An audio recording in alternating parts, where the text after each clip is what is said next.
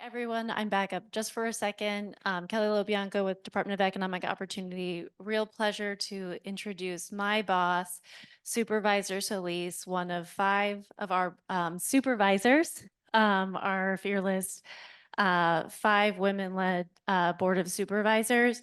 She's done a million things at the local, state, and federal level, was our US Secretary of Labor under President Obama, is a leader in policy and community action, and I'll let her tell you more about it.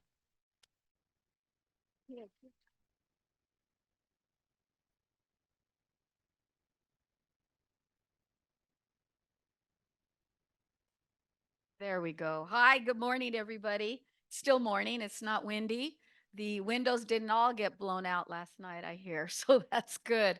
Welcome to the Department of Economic Opportunity. And I just want to really say for the record, I am not really Kelly Lobianco's boss. She is really the boss. And maybe I shouldn't say this, a badass boss for a woman. That's great because you have to be tough in these jobs. And it's just been a delight to really work with her and her staff. And I'm so happy to see so many people because sometimes when we talk about this subject matter, and I love the title of the summit, Break, Reinvest, Impact, and Change. That's awesome. We should all be wearing t-shirts that say that because we have to remind ourselves why we're here, right?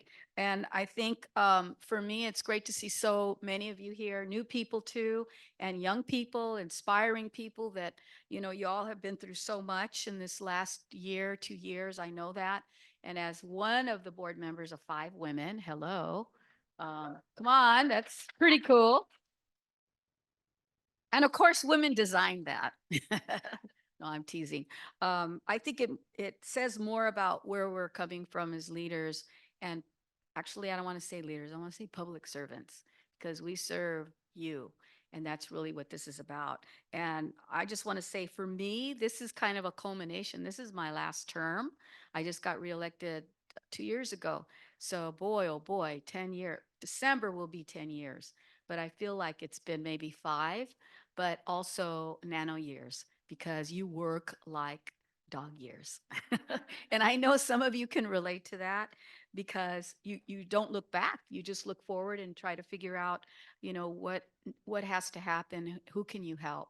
We got out of the COVID for the most part, but our people are still recovering and we see gaps in different workforce segments.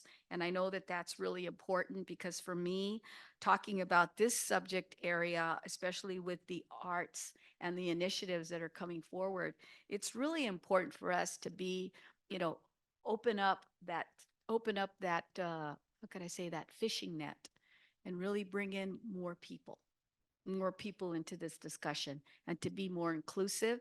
And I don't just want to say that and give you the idea that I just say that all the time because I really mean it.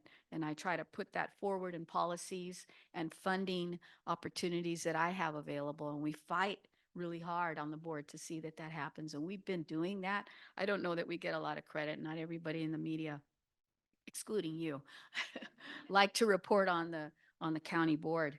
But for me, access is really important because no matter where you live, what zip code, what side of the railroad tracks, or whatever, I think everybody should have an opportunity if they want to go into this field, into this big area that we're talking about today.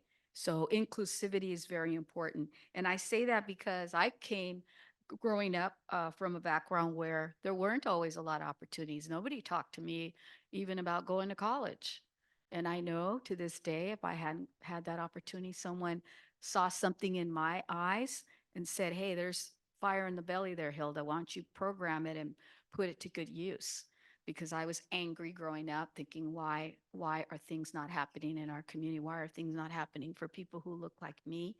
And so it's a constant, it's not a fight, it's about resistance. So I like break, reinvest, impact, change. All of that means something. It really does mean something. And for me, it's about the work that I do on the County Board of Supervisors. And sometimes it may be silent or look like it's silent, but we're really trying to get the work done internally in the bureaucracy and trying to get people to be more sensitized about our different cultures and about all of our different perspectives. So back in November of 2015, if you could think, that's almost 9 years. That's kind of when I started.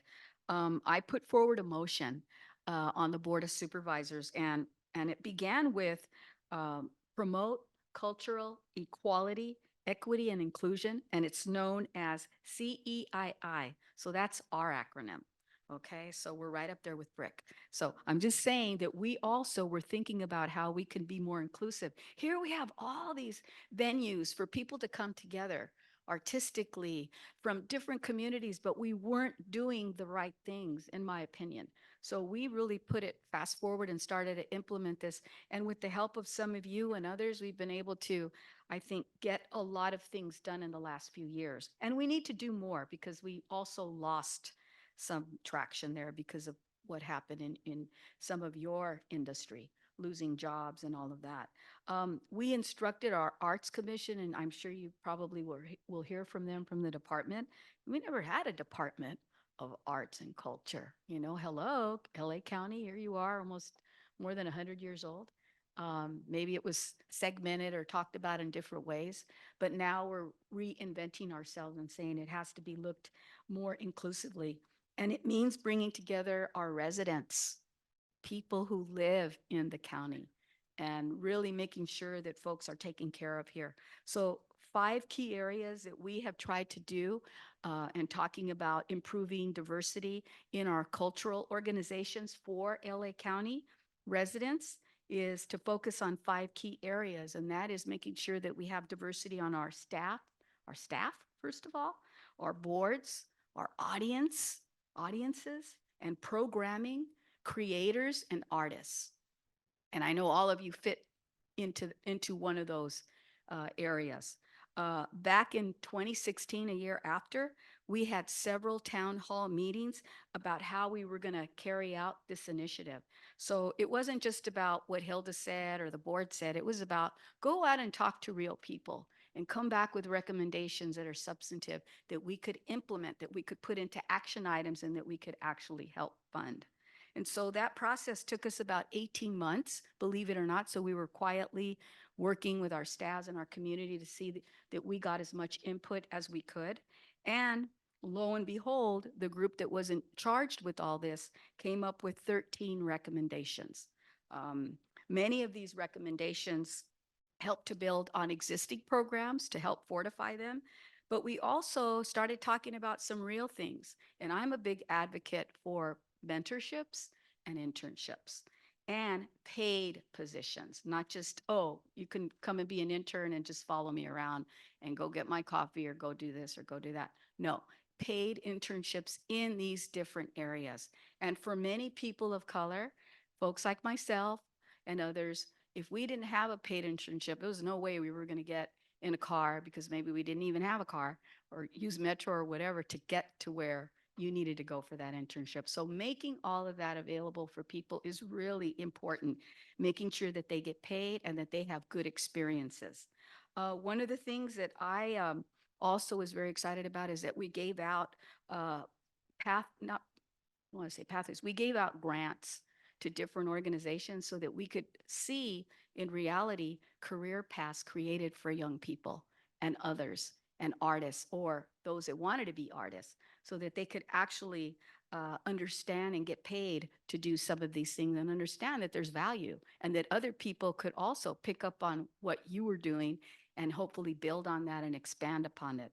So for me, that was very important. I also think that in the arts, we have an obligation to continue to address equity, inclusion, and diversity. And for me, it's even more important coming off of my previous job as labor secretary, because the workforce should represent everybody. So that doesn't exclude anybody, even people who are disabled, okay? There is a role for many people to be a part of this industry, this movement that's going on. And I mean, what better place to start than right here in LA County? I want to say that I know some of you were involved in some of the actions that took place out here in our streets during the strike. whether it was with SAG or AFTRA or WGA. You know, my heart goes out to you because I know this is really hard. And I know that a lot of folks lost their jobs. And I know a lot of businesses that rely on your industry are lost their jobs. And hopefully we're going to do something about that in helping to restore some of those smaller entrepreneurs that were relying on this workforce and help them come back as well. We know how to do that. We learned some of that through the COVID experience, but now we've got to fast forward. So a lot of you can help us get the word out on that. But more importantly, one thing that my staff's telling me in your industry alone, there was, I would say, a 1.5 in 10 entertainment workers in LA that lost their jobs because of the strike. And in fact, in Hollywood, it shrunk 17% smaller now than it was back in April of 2023, with 24,799 workers that lost their jobs. That's like a city for me, one of my cities in LA County. That's pretty damn big. And those are good, I'm assuming, and know good paying jobs. So we know that the strike is something that really impacted Hollywood and this industry and other parts of LA County. And now it's our time, I think, to try to turn that around. So I've teamed up with one of our latest members to the board, and that's our chairwoman. And some of you may know her, Lindsay Horsvath, right? And we sent a 5-signature letter during the time of the strike directly to the board of AMPTP, urging them to conclude the strike and to get in there and negotiate. So we knew from our little venue how important this was to get people back to work. The motion that was passed directed the Film Office and DEO, Department of Economic Opportunity, to forecast the economic impact of the strike, which resulted in what we know now, close to $4 billion in loss of economic power with the B. That's pretty damn big. That is pretty damn big. The industry we know is the heart of LA, and it has been for over 100 years. But now more than ever, we need to do more. And that means getting all our young, creative people and energy involved in this industry to help bolster our efforts at the state level and at the local level, and incentivize these productions to stay here and to attract more business. And I'm the first one to say, hey, come film, come do your shots or your shows in my district, in the first district, which is so diverse. I represent Pomona all the way to Northeast LA, East Hollywood, everything in between. So we got rural, we got funky, we've got hip, we got hip hop, we got people who look like me and people who don't look like me. So there's no excuse for people to go to some other crazy state or wherever. They got to stay here. That's my message. And I'm being kind of facetious because I know how important it is. But I want those economic opportunities to stay here. But I also want to have a good workforce to come back. So we lost 26%. So now we have to go back and feed it so it gets to 50%, right? And that means talking to different people, your neighbors or people that maybe you used to run into, grab a cup of coffee with, and you guys work in similar industries, but you're not sure where the next hitch is. Okay, now start talking. And I know you're going to have workshops to do that and start to expand on that. But we need people that can also make those decisions. And some of you are in the room. I don't know all your names, but I'm sure I'll get the list later. But we want to make sure that investments are here. We want to make it easier for you also that can do that. So you do get tax credits and breaks. We make it easier for you, permitting whatever that takes. We're willing to do cartwheels. Maybe not me, but some of our staffs and others will. I can guarantee that. We want to encourage the studios, the unions and the associations, production companies and casting teams to elevate those opportunities to BIPOC, disabled, as I said earlier, LGBTQ and others, so that they can have a seat at the table and they know that they can flourish and they can stand up and be proud of the work that they do and be treated because of who they are and the talents that they bring. You know, we just went through the Oscars I mean, there's all kinds of ceremonies that have been going on, I think, for the last, feels like 3 months. But I often think, you know, who do I see on the screen? Do they look like me? Who was behind the camera? Who set the stage? Who did the makeup? Who did the lighting? Who did the outfits? Who did the hair? Who did all that? And I'm hoping that the reflection will look like this room, because this room is what it should look like. So I think you all should give yourselves a round of applause to begin with.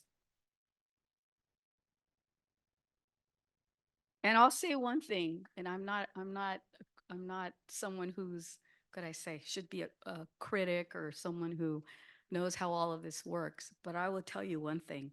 When I saw Lily Gladstone on stage at the Oscars, my heart melt. You know, Native American. Okay, she could be a Latina. She could be a mixture. But I want to see more of that. Not just on the screen, but behind the screen, men, women, trans, everything. And I think that's where the county is coming from. And I don't know that you often hear that from a politician. I hate that word, but public servant is better. But just to say that it's really important and it does matter and it matters for our future. And that's how we're going to attract more business here. And that's how we're going to keep your jobs here. So with that, I just want to say I'm excited for you. I don't have any bigger gifts to bear except that we're going to be rolling things out through our Department of Economic Opportunity and grants, and we're going to continue to help seed those programs for our young people. And I just want to say that we're behind you. You know, wherever you are seated in that whole spectrum of jobs and opportunity, keep at it because you're resilient. That's why you're here today. So I want to thank you. I want to thank BRIC again. I love that. And if I can present this to the foundation, I would very much be pleased.